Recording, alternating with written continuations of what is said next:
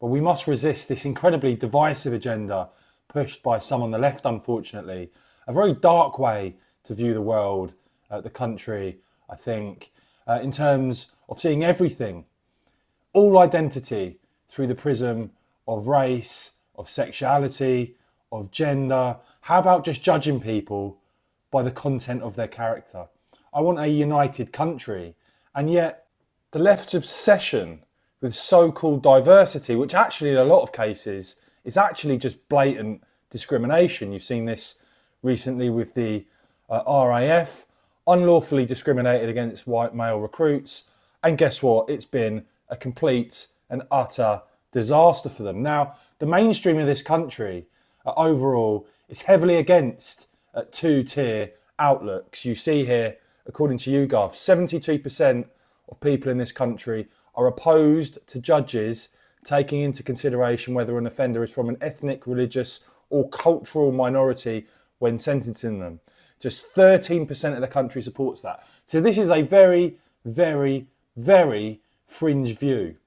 And yet, we now find ourselves in a position where guidelines suggesting that people from ethnic minorities should get softer sentences were drawn up on the back of recommendations by David Lammy. That's according to the Times.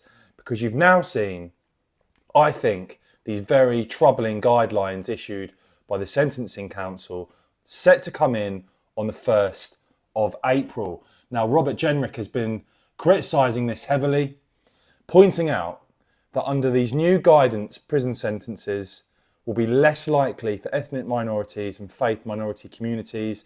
This is clearly a two-tier justice system.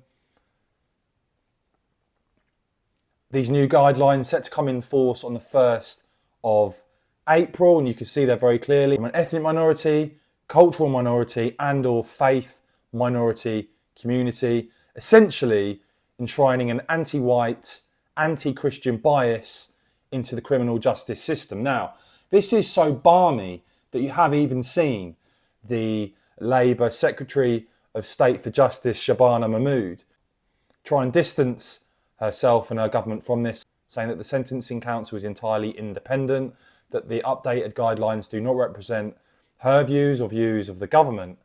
However, Robert Jenrick responding that he's read minutes of the meeting where a two-tier sentencing regime was agreed and that a representative was present. And yeah, we've heard a lot from Labour, haven't we, that this is all in our heads, that two-tier justice in this country doesn't exist. Well, make your own mind up on whether that's a conspiracy theory or not. Now, the entire system clearly is in urgent need of reform. Quite literally, I think. You've actually seen the Sentencing Council hitting back at the Justice Secretary's demands to abandon two-tier guidelines.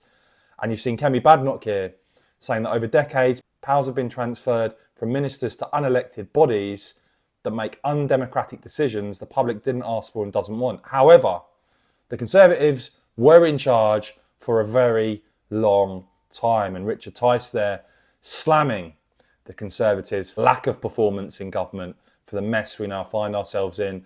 And indeed, reported there that the Conservatives were backing two-tier justice guidelines. So what is the solution to this? Well, Richard Tice putting it forward, I think, that we're now seeing a minister being humiliated by an unelected quango and that it's time to abolish the Sentencing Council, a Sentencing Council that Nigel Farage describes as a woke, unaccountable organisation.